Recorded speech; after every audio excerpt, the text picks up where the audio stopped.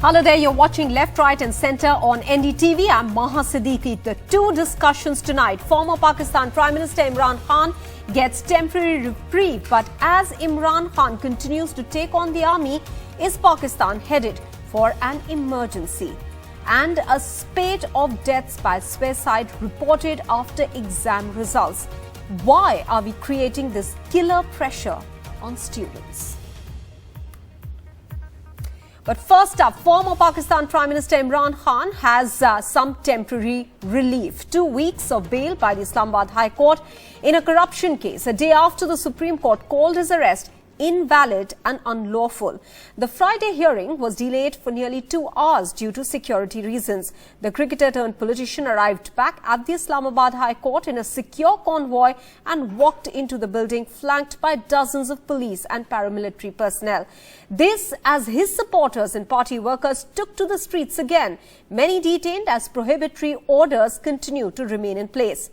After his bail, Imran Khan took on the army chief again, saying that he is responsible for the entire crisis. It's Imran Khan versus the army and Pakistan staring down the barrel. Is it headed for an emergency?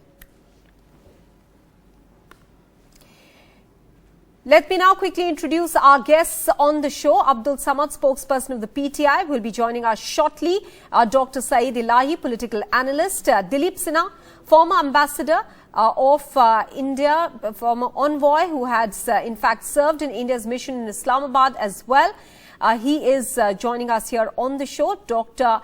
Tara Karta, former director, National Security Council Secretariat, and barrister Muhammad Ahmad Pansota, advocate of the Supreme Court, also with us here. I want to first go across to barrister Pansota, sir.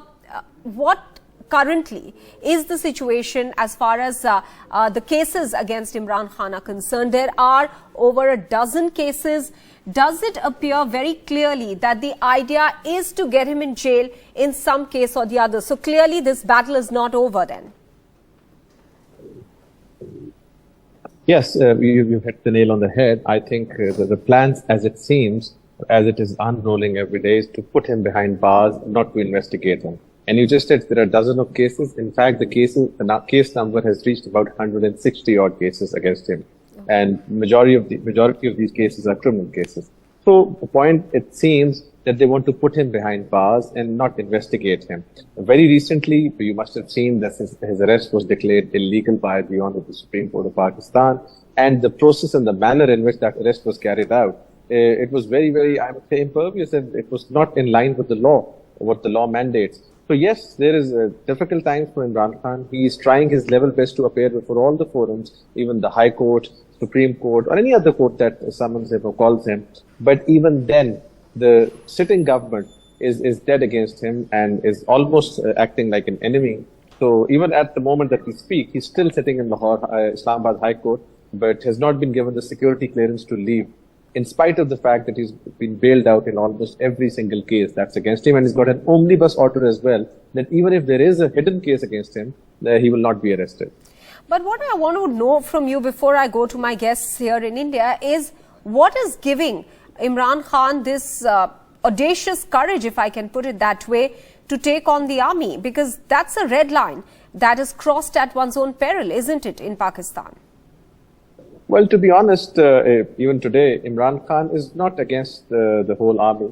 Imran Khan has been supporting Pakistan army, and even his tenure and even after he left the office. There are a few people that he's against, and even he said that today while sitting in court. But when you talk about courage for a politician is usually derived by public support. And I think there is immense public support as far as Imran Khan is concerned. Even today, or the past few days, people took it on the streets, though I completely disagree with the mode and manner in which protests were made. Some of the protests were absolutely not in line and attacking military installations, for that matter. Any other place, private house or anything of that sort, criminal damage should not have been done. But there is a massive public support, and I think that is what gives him immense confidence to move forward every day and to take on all these forces, primarily the PDM, which is in power at the moment. Dilip Sinha, as somebody who's sitting across the border, viewing the situation unfold in Pakistan as a third party, would you say that it's not just the political turmoil or the fact that Imran Khan has been making speeches asking his supporters to step out on the streets, but probably the economic situation in Pakistan that is also, forcing people to vent their anger out against the government, the establishment? Yes, Pakistan is in a right royal mess right now. It is not entirely unprecedented. Worse things have happened in the past. But this is definitely one of the lows. And Imran Khan's support base comes from two factors. One is his original support base, if you remember, were the Islamic fundamentalists, which is why he was called Taliban Khan earlier. And his party, when it was in power, his party first came to power in the province of Khyber Pakhtunkhwa. And it was in alignment with the Taliban at that time.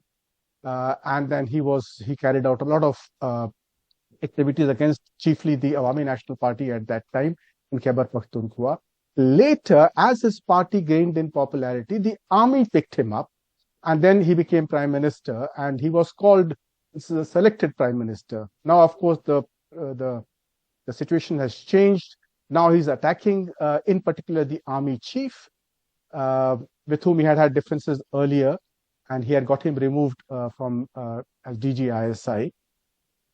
But in addition to the support that he has among a large number of the fundamentalist elements, he also has gathered support from masses of the country who are disenchanted and extremely angry with the unpopular decisions that have been taken by the government under pressure from the IMF and other donor countries to put their finances in order. So that the rising inflation, high bank rates, the falling currency, all these factors have led to a popular disenchantment, and the people have gathered behind Imran Khan. And that is his main support base today. Dr. Tara Karta, whoever has taken on the military in Pakistan, the situation hasn't ended well for them. What do you see, as per you, the future now, as far as Imran Khan is concerned? Clearly, one has to be in the good books of the army in Pakistan to reach the top. And as Dilip Sinha was pointing out, that when he became the Prime Minister, he of course was in the good books of the army. So what lies ahead for Imran Khan, even though, as the previous speaker said, he is just at the moment talking about the army chief and not the entire army? No, that is true. He's been very careful not to get, the entire army against him. In fact, he's at one time called for families of the army to come and support him, saying that this is what we are fighting for Pakistan. So he's only selectively targeted some people. But the fact remains that, as the DG ISPR said, he has caused more damage to the Pakistan army than anyone has in the last 75 years. That remains.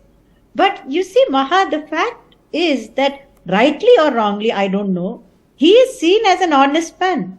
And his banner headline is that he is fighting the thieves and the chores on the other side who have looted this country for decades. Again, that's his perception. I don't know. But if you remember, when he was Prime Minister and he brought cases against Nawaz Sharif, I think there were about 10 volumes of these findings which were splashed across newspapers. That Nawaz Sharif has got billions and this is how much he stole. So the perception is that this man is honest, and that's his biggest strength. And that is probably why he also has support from within sections of the army. So it's going to be difficult. It's not going to be easy to set him aside. All right, let me go across to the spokesperson of PTI, Abdul Samad, who's now joining us here. Mr. Samad, what is the current situation like? Is Imran Khan going to be released today? What is it that the PTI is now looking at? Will these protests on the streets stop? Well, I think we should take advantage of Mohammad Ahmad, as he's the advocate of Imran Khan, and he can better explain the legal aspects of the case. But what is going to be happened on the Monday or next? But I can tell you the political aspect of the situation at the moment. Go ahead. Will the protest stop? Yeah, the protest is going to be stopped since, as Imran Khan appears outside. It will be stopped immediately. I mean, furthermore, these cases are politically motivated, driven under the driven agenda. The specific, I mean, 140 cases cannot be filed against an innocent former prime minister. I mean, even Ajmal Kasab wouldn't have faces these kind of 140 cases. So nowhere in the world, I mean, neither in, I think it is only happens in Pakistan that the most popular political leader is facing 140 cases, a case of a murder attempt and blasphemy, various cases. I mean, these terrorism cases. So no one believed that Imran could be a terrorist. So all these are done by, I won't blame these PDM government, but whose behest it is, these cases are filed, it is obvious. I mean, it is clearly evident that Imran Khan is fighting with the system. And when I call the system means these ruling parties, then the military establishment, then the bureaucracy and also judiciary as well. So he has done something, I mean, unprecedented. But hasn't the judiciary come to his rescue this time around? After all, it's the Supreme Court that had called his arrest illegal. See, that was the illegal act which was endorsed by the Supreme Courts. I mean, these are there is the precedented. I mean, there are four or five presidents already existed that yes, there was multiple instances when someone was arrested with the premises of the Supreme Court or the High Court, he was relieved. So it's not an extraordinary relief which Imran Khan got from the Supreme Court. Okay, so this is not an extraordinary relief. Would you, Barrister Mohammad Ahmad, categorize it similarly? Well, I would beg to differ from Samad Saab. It is of course an extraordinary relief. Why? Because in the first instance, it has been passed in extraordinary circumstances, that too in an extraordinary jurisdiction, and that too by the Supreme Court of Pakistan. So I believe almost on all three counts, this terms as as an extraordinary relief. But what Mr. Samad is trying to say is, and I sort of agree with the essence of that ordinarily in any country where rule of law is followed, where courts are functioning properly, a person ought not to be arrested illegally from the court premises. So if somebody is arrested from the court premises illegally in violation of all the principles and the Constitution of Pakistan, I believe it should be a matter of seconds before that arrest should be set aside. And this is exactly what happened. Supreme Court had to interfere because an appeal was filed. And I think Supreme Court rightly, more important than the arrest or declaring the arrest illegal, it was the people on the roads, and it was the turmoil that had unearthed in Pakistan. So the Supreme Court of Pakistan had to put an end to this, and precisely on that count, the arrest was declared illegal. And I think it of course had fringe benefits as well. One of the most important benefits being that on the streets of Pakistan, there was certainly, I would say, a lull. And everybody stopped. But people are not ready to believe that Imran Khan will be able to travel from Islamabad High Court because every odd is against him. So they're still waiting for his signal. Okay. So once he comes out and says or makes a speech, and I think this is at this point in time, I'd like to say that Imran Khan must come out and make a very positive speech and say these protests have to end, number one. And secondly, an independent inquiry has to be launched to find out who has done this damage. Because if there is any person who's involved in damaging the sites, the military installations, that person must be punished, because this cannot be allowed under the garb of freedom of speech or anything of that sort. All right. Constitution gives you the right to express yourself, but that comes with reasonable I want to take that particular point forward with Abdul Samad. Mr. Abdul Samad, we saw protests on the streets which turned violent, and there was public property that was burnt. Radio Pakistan office, Radio Peshawar office went up in flames. Now the question here that many want to ask, and even across the world as people are viewing these scenes, how is it that the army, which has a grip over Pakistan on most times, has been unable to quell this kind of protest on the streets? Is there some agenda that you see going forward, perhaps imposition of emergency?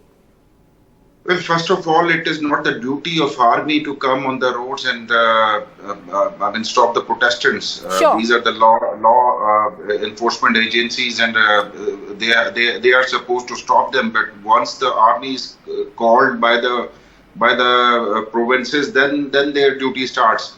So when the corpse burner house was vandalized, there they show some wisdom. I believe that they show some restraint, which was, a good gesture. If they would have confronted the people, it would go on.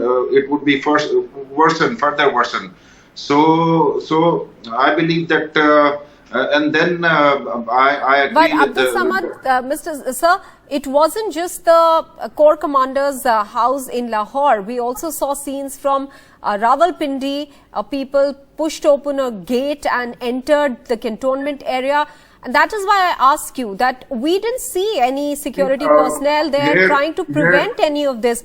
What does it say? Here I would agree with Ahmed that yes, there should be some investigation must be conducted. Fair investigation that on whose instigation and who provoked these violent protests. We have called the demonstration the peaceful demonstration. As being a political party, we have always demonstrated in a very peaceful manner. We, who turned this crowd into the mob mentality in the world is almost alike. Even in the Washington, when the supporter of the Trumps came out and attacked the White House, they have vandalized. So the mob mentality, whether in India, whether in Pakistan, whether everywhere in the world. But Mr. Samad, in that case, many accuse the former president of the United States himself for having instigated those people on the 6th of January for that insurrection. I'll come back to you, sir. I just want to go across to a senior journalist from Pakistan, Yusra Askari, who's joining us on the phone line. Yusra, can you just take us through what is happening at the moment? Is it likely that Imran Khan will walk free tonight? From what we're hearing, Mr. Khan still remains inside the premises of the Islamabad High Court. We are also hearing of skirmishes and gunfire between the areas of G11 and G13. Police sources do confirm to us that they are trying to monitor the situation and get to the root of where the fire is coming from. We are also receiving reports that still this security situation is cleared and sorted. Mr. Khan will not be allowed to leave the premises, for there could be danger to his life. The sources do also tell us that the lights have now gone out at Islamabad High Court, so clearly some kind of situation developing at the Islamabad High Court itself.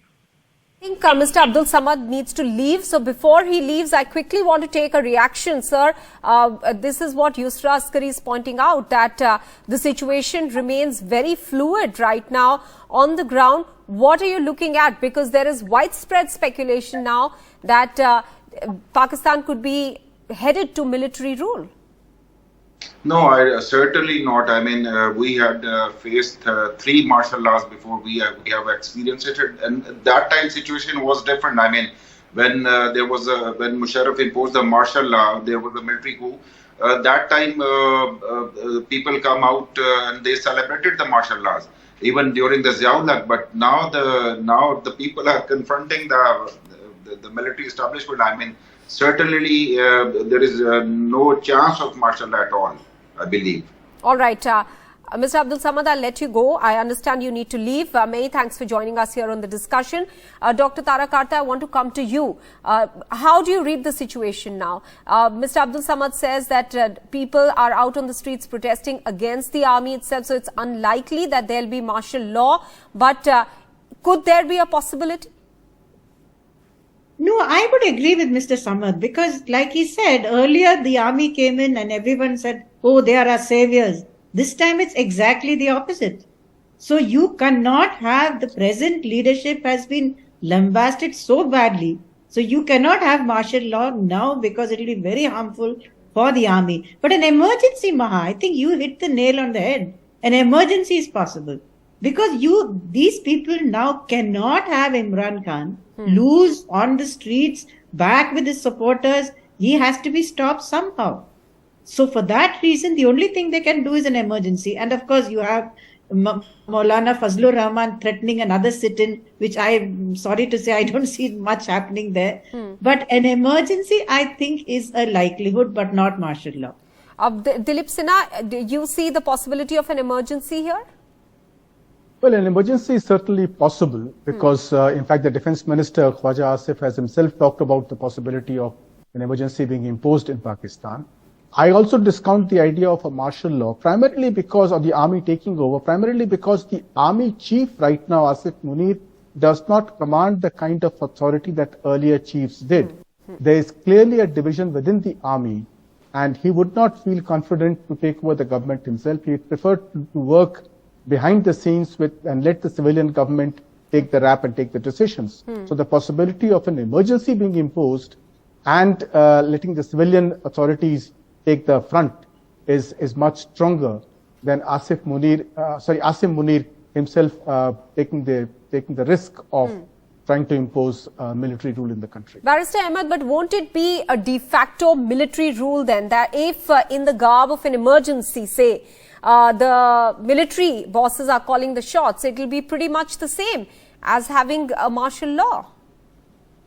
Well, I would dispel almost, I agree with the other guests, and I would also dispel the very possibility of an emergency as well, though it will be purely constitutional even if an emergency is imposed. But I still believe with the presence of people around, with masses so aware of their constitutional rights, they will not allow anybody to even impose an emergency. And I would also like to reiterate that the 11 political parties which are part of government at the moment, even their voters, even People's Party will not support the imposition of any emergency because they clearly oppose the idea of a ban which was being, imposed on PTI. So I believe there will be a democratic solution to this entire thing. And I think very soon you will see political forces sitting down together and agreeing on one date for the elections. And I think elections is the only solution to this crisis. PTI is demanding that. And for any constitutional or political crisis, there is nothing more better than the elections. I think they must go to polls and have this issue resolved. As far as the importance of army is concerned,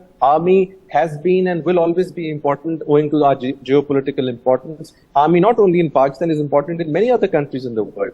However, it is the political role that you need to restrict. And I think at this point in time, for two reasons. One, which Mr. Dilip has just said, that he may not be able to carry it out. And secondly, there is a very strong opposition within the military to go for a political role because they've already seen that, been there, done that. So I don't think so. They are all out for that. So precisely for these reasons, I still want military to have a role, but that role should be only in line and realm of the constitution, nothing more than that. And that's what military also sort of agrees on. All right. But is there even a remote possibility at the moment when the economic situation is so terrible in Pakistan that the present government would even want elections? Because clearly they will be unpopular at the moment. I'll get to that question. But before that, if Yusra is still with us, I quickly want to ask Yusra whether there is any possibility that when Imran Khan is released, he might want to address his cadre out on the streets?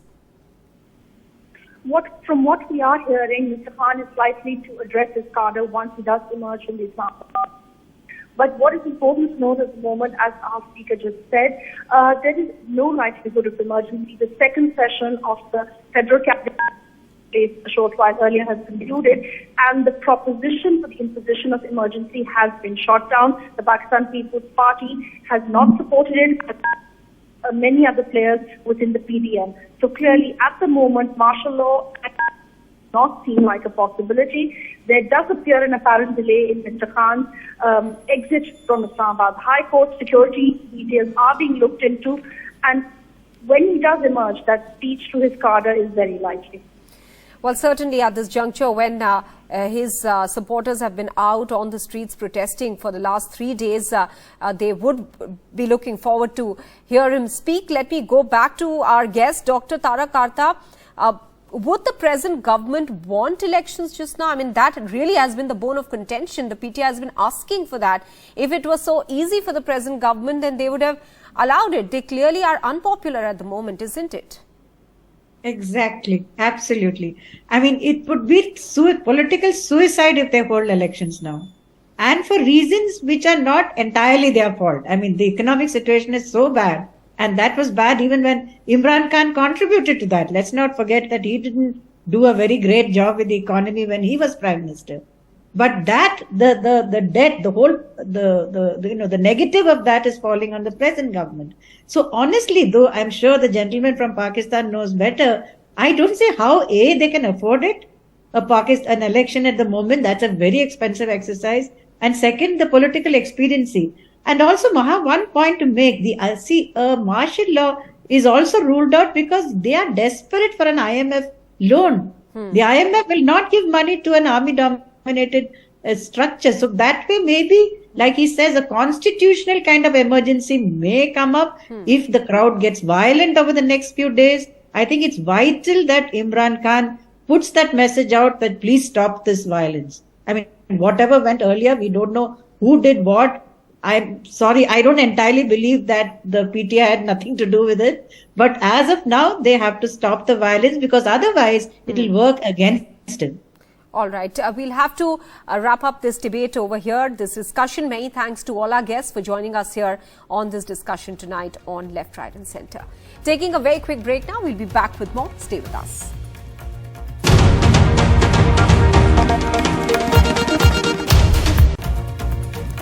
A 15-year-old NEET aspirant from Uttar Pradesh was found hanging from the ceiling fan in his hostel room in Kota on Thursday in the second suspected death by suicide case in 4 days in the coaching hub. A 19-year-old student who was preparing for the NEET exams died by suicide in Salem on Monday. Telangana has also been rocked by a spate of death by suicides after the intermediate exam results were declared 2 days ago. 8 students, including 4 girls, died by death by suicide in a state, while 2 other girls also attempted it. As exam results start pouring in, so does tragic and depressing news of children unable to cope with the pressure, succumbing to the situation at a tender young age. What's going wrong? Are we pressurizing children? Are we unable to help them cope with hurdles and failures? Or is this just fear of having no future in the country if you don't perform well academically? Let's get down to the discussion on this very critical and crucial subject. Let me introduce my guests here on the show tonight. Saurav Kumar, Chief Academic Officer, Vidya Mandir Classes. Sandeep Gupta, former member of the Parents Teachers Association of DPS Mathura Road for the last 16 years. Rajendra Prasad, the motivational counselor, life coach, author and journalist, will shortly be joining us. Anand Kumar, founder, Super 30, will also be joining us shortly. Ravula Sridhar Reddy, senior leader of the TRS, is with us. And Dr. Praveen Chintapanti, consultant psychiatrist of Apollo Hospitals, with us here. Let me first go across to the member from TRS, that is Ravula Sridhar Reddy. Sir, why I want to come first to you is because the numbers are staggering. We have seen 8 cases of death by suicide, largely in Hyderabad.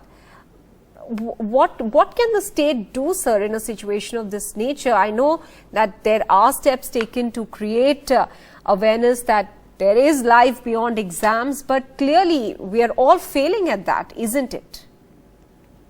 Yeah, I mean, unfortunate that they have taken their lives, and we're all pained by it. The 8 young minds, young children, they have taken their lives, out of fear or out of failure, fear of failure, whatever it is. It's unfortunate. Yes, the system, end of the day, you can't make one person or one system responsible in such kind of situations wherein the children taking their lives out of fear. They will not perform better, they will not get good marks, they may not get, they will not do well in a competitive examination or so on and so forth. So this is a very sad situation at this point in time. Definitely, as you say, that as governments, as educational institutions, as counselors, as parents, and as all those who are involved in the system has to be taking the responsibility and definitely try to do something which is needed to prevent such unfortunate things to happen in the colleges, at least because even then the governments often try, the ministers speak, the educational, the scholars, The principals at every level they speak, they try to give them the confidence that this is not the end of the road, you can perform better, you can write the improvement examinations. And many things are there. Actually, we appeal that. But even then, despite all these things, certain things are getting repeated. One unfortunate incident is that one student in Hyderabad ended his life hearing that he will not get good marks, or he cannot clear a competitive examination, MSET, but he has scored 892 marks in the intermediate. So which is, it pains us a lot. Definitely, as a government, we try a lot. The Department of Education also tries to counsel people at every level, tries to give them that kind of input to the principals and the heads of the institutions to give them that kind of confidence. But still, these things are repeating. We all have to work together and at every level to prevent that. Absolutely, everybody in the society needs to work together. I mean, these are young citizens of the country, 15 years, 16 years, 17-year-olds who are unable to cope with this situation. Sandeep Gupta, I want to come to you on this count, because there is something critically wrong in the manner in which we are bringing up our children, because education is meant to prepare you for life, not just for exam and results. So how are they prepared for life if they, end up crumbling at the first hurdle that they face? So is it a problem with the manner in which the upbringing is happening at this juncture? Let me first, we must all accept the fact that the life has become very competitive. The passing percentages, the exams, the percentage for the competitive exams have really gone up. So that has put a lot of pressure on these children. Now the society, the parents and the education system need to join hands for the holistic well-being of the children. The solution lies with students, teachers and parents, all three playing an active role in ensuring the mental well-being. First of all, the parents have to get into that mode of accepting the fact that there is something wrong in the upbringing or in the mental health of the child. First of all, the parents, they are into that denial mode that there is no such problem with the children. So they need to accept it, because this is something reality and there's a life beyond the boundary walls of the school. So those children have to take on the world outside the protected atmosphere of the schools, for which the schools, the parents and the teachers, all of them together have to take initiative. Absolutely. On that count, let me go across to Rajendra Prasad. He is a motivational counselor. Sir, what are the kind of cases you have seen? Is it as easy as, the previous speaker was making it sound that parents are failing in their role, or teachers are failing in their role in preparing the students for life? Or is it a very tricky situation in the entire system, which is only looking at scores as a benchmark for success in life? The mindset of everyone in the society has to be changed, because the examination is a test for both students and teachers. If a student gets failed, he is only being blamed. But the educational institutions and teachers are not taking the accountability for the private educational institutions. They take credit for the good marks of a few students, but there is no accountability for the failure. That is one of the reasons. And what I have observed is, during my motivational sessions, I observed that lack of self-confidence is the main reason for student deaths. One more thing, most of the students who died of suicide have studied in private colleges. The students who have studied in government colleges, they did not commit suicide. They did not commit suicide in the past 3 days.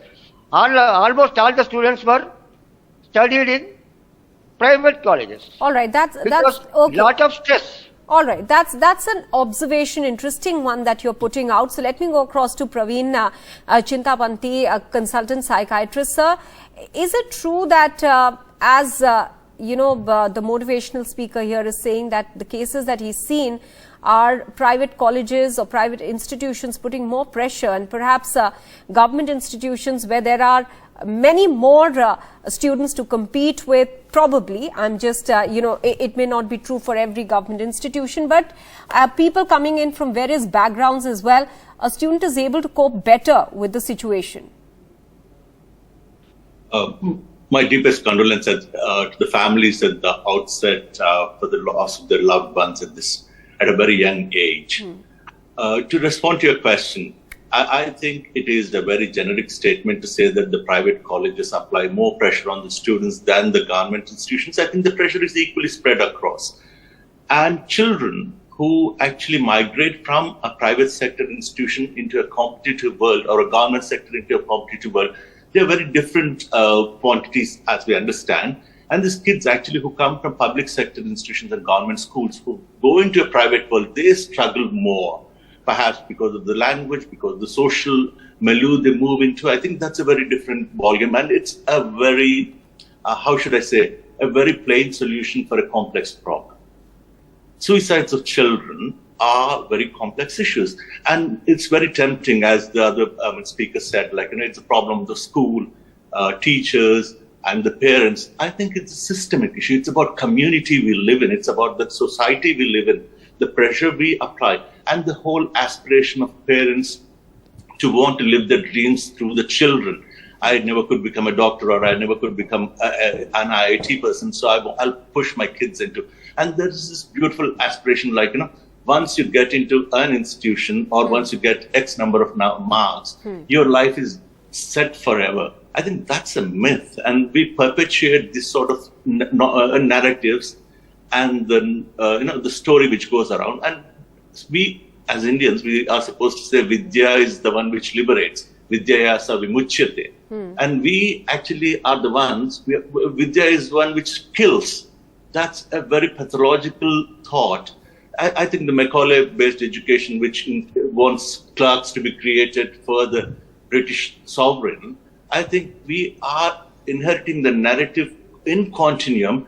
Schools have moved in Britain, schools have moved in Europe, schools have moved in Finland, but we still insist on that marking-based system. We all know that intermediate or 10 plus 12 marks, they really don't matter. I don't remember how much I scored when I did my intermediate. I think it's rubbish, but we never tell our kids that this is a rubbish thing. It really doesn't matter better. We tell these stories. I'm a parent too. My child is in 12th. And, I am in a bind. This narrative, the complexity we live in, we never tell our kids, it's okay, beta, if you don't get this great marks. It's still fine. Just secure, do your best. It really won't matter otherwise. And as society, I think as a society, we have truly failed this eight children, and also the kids who kill themselves across after every result. But Dr. Praveen, I think many parents would perhaps be fearful that they might push their children into complacency and not allow them growth and competitiveness if they don't encourage them. Perhaps they're doing it from the viewpoint of encouragement, which crosses over, or they cross the line sometimes. And that could be true of anyone, not just parents. It could be true for teachers, for counselors, whoever. I want to go across to Mr. Anand as well, who's here with us and running Super 30. Anand ji, आप deal करते हैं उन बच्चों के साथ जो बहुत ही competitive होते हैं एक तरह से, क्योंकि वो कंपेटिटिव एग्जाम्स में टॉप करते हैं, बिल्कुल निकल जाते हैं टॉप लेवल पर. क्या वो बच्चे और बच्चों से फर्क होते हैं और कैसे फर्क होते हैं? क्या उनका मेंटली भी वो स्ट्रांग होते हैं? मैं तो ये बताना चाहूंगा कि हम लोग जिन बच्चों को पढ़ाते हैं उन पर कोई मेंटल प्रेशर नहीं होता है. वो बच्चे अंडर प्रिविलेज सेक्शन के होते हैं, उनके पास होने के कुछ नहीं रहता है. हमारे पास आते हैं, काफी मेहनत करते हैं और बार बार हम लोग उनको मोटिवेट करते हैं कि कोई बात नहीं बच्चे, अगर आपका IIT नहीं होगा तो NIT होगा, NIT भी नहीं होगा तो कुछ अच्छा होगा, क्योंकि कोई ऐसा इम्तिहान नहीं है जिसमें इतनी ताकत हो कि आपकी प्रतिभा की गवाही दे सके. इसलिए अगर मार्क्स कम आता है, ज्यादा आता है, तो कोई चिंता करने की बात नहीं है, आप अच्छा इंसान बने.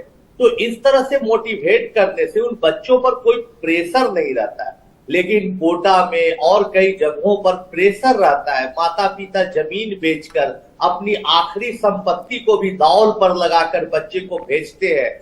वहां पर जो एडमिशन लेते हैं कोचिंग वाला, ज्यादातर बगैर टेस्ट के ले लेते हैं, बस उन्हें मनी चाहिए, पैसा चाहिए।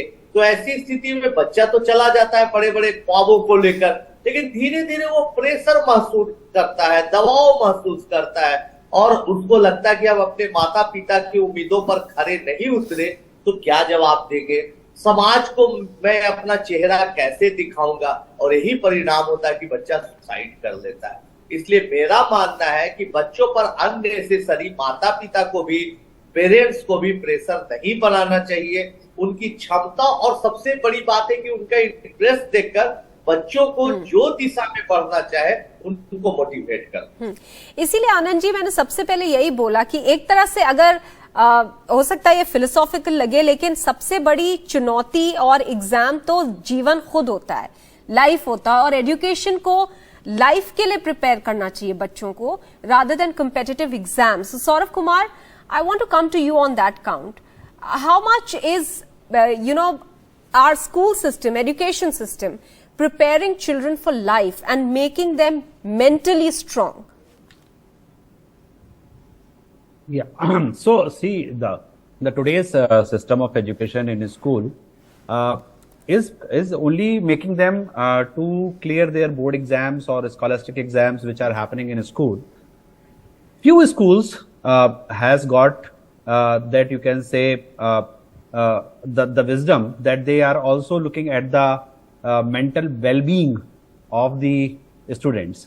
So currently, obviously, as many people in the panel discussed about the awareness amongst the parents and the students about the things which are going to happen in future, they has to be counseled at every stage, at school, at home, at even if they are going to an institution, there as well.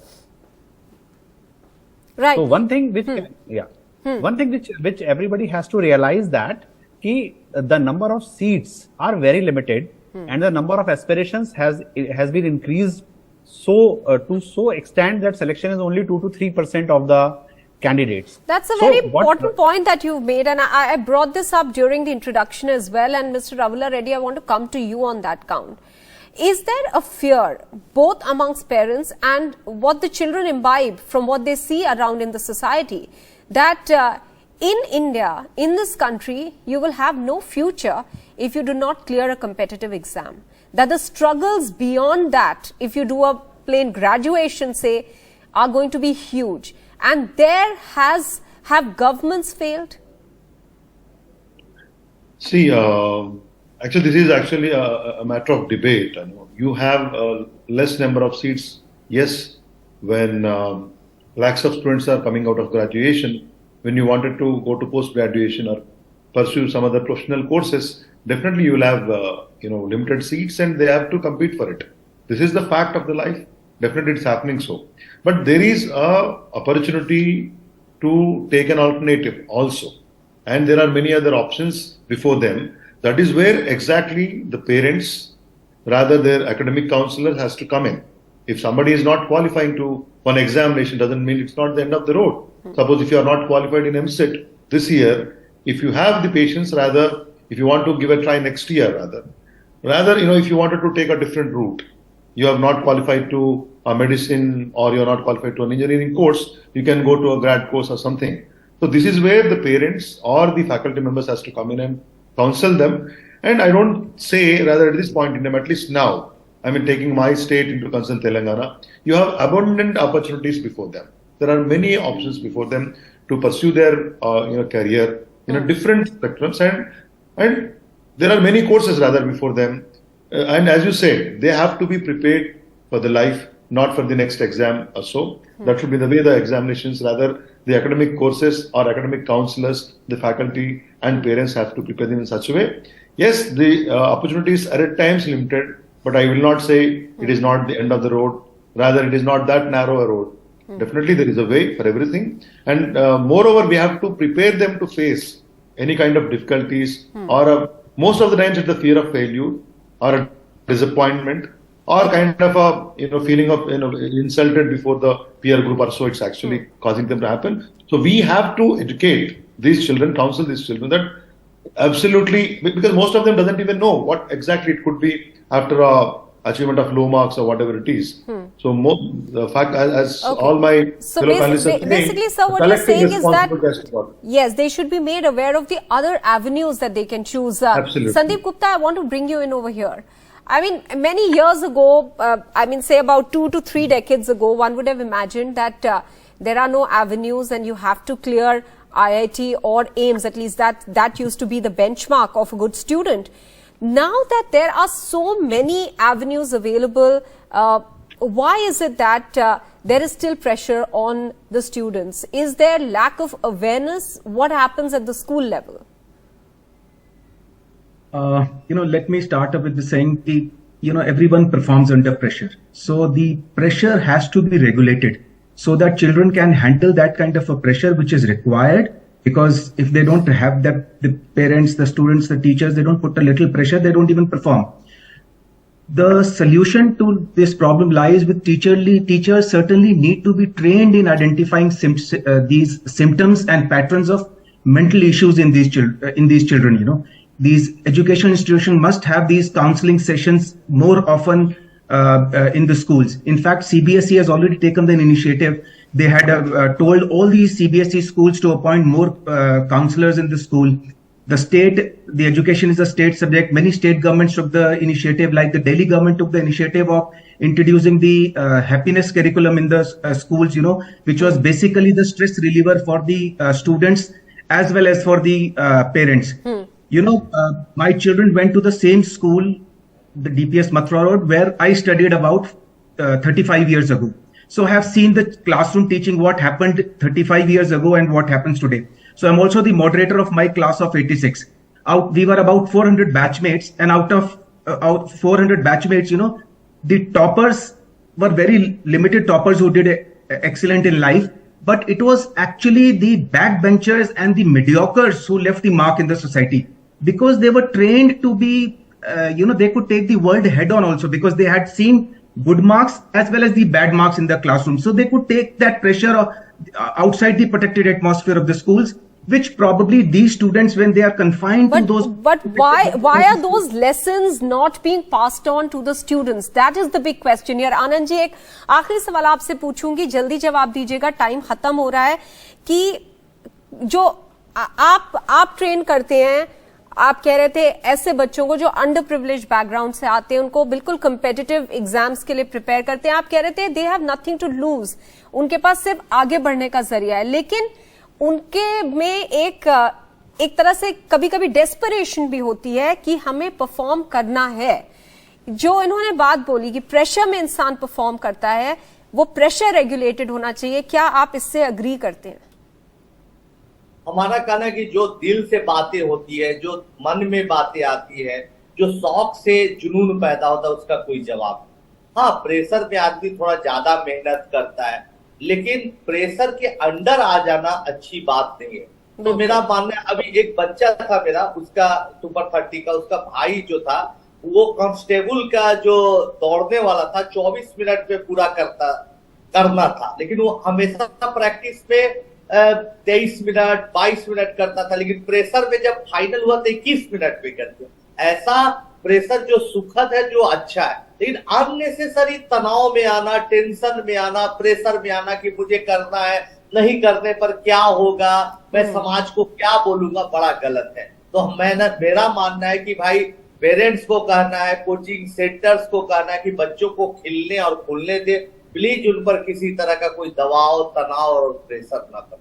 Absolutely. There is life beyond exams, and all of us have gone through these stages, and I think parents need to guide teachers, and the entire society needs to guide the children that there certainly is life beyond just their grades. Many thanks all of you for joining us here on this discussion. Let's move on now. A contractual in charge assistant engineer, Hema Meena, working with the Madhya Pradesh Police Housing corporation, who draws a monthly salary of 30,000 rupees, has turned out to be the owner of wealth running into crores in just over a decade of contractual employment. A team of the state's anti-corruption watchdog, the Lokayukta Special Police Establishment, which started searches at the women's sub-engineer's premises in Bhikira area of Bhopal, has so far unearthed assets worth around 5 crore to 7 crore rupees, which is 232% more than her known sources of income. 20 vehicles, including 5 to 7 luxury cars, 20,000 square feet of land, 2 dozen cattle of the prized Gir breed, around 100 dogs in cages, and a high-end 98-inch TV worth 30 lakh rupees. These are just some of the recoveries from Hema Meena, a contractual in-charge assistant engineer with the Madhya Pradesh Police Housing Corporation, who earns only 30,000 rupees a month. The office of the Madhya Pradesh Lokayuk that carried out a raid based on a tip-off said that team has unearthed assets worth around 7 crores, a staggering 232% more than her known source of income. जी हाँ, वो search चल रही है, बहुत सारे rooms हैं, बहुत बड़ा प्रतिष्ठान है और वैल्यूएशन का जो काम है थोड़ा टाइम लगता है, तो उसमें अभी एग्जैक्ट वैल्यू तब आएगी हमारे का. But there's more. An initial investigation revealed that Miss Meena first purchased 20,000 square feet of agricultural land in her father's name, then constructed a large house worth around 1 crore. There has been no explanation so far on how the government official managed to amass so much wealth without being noticed.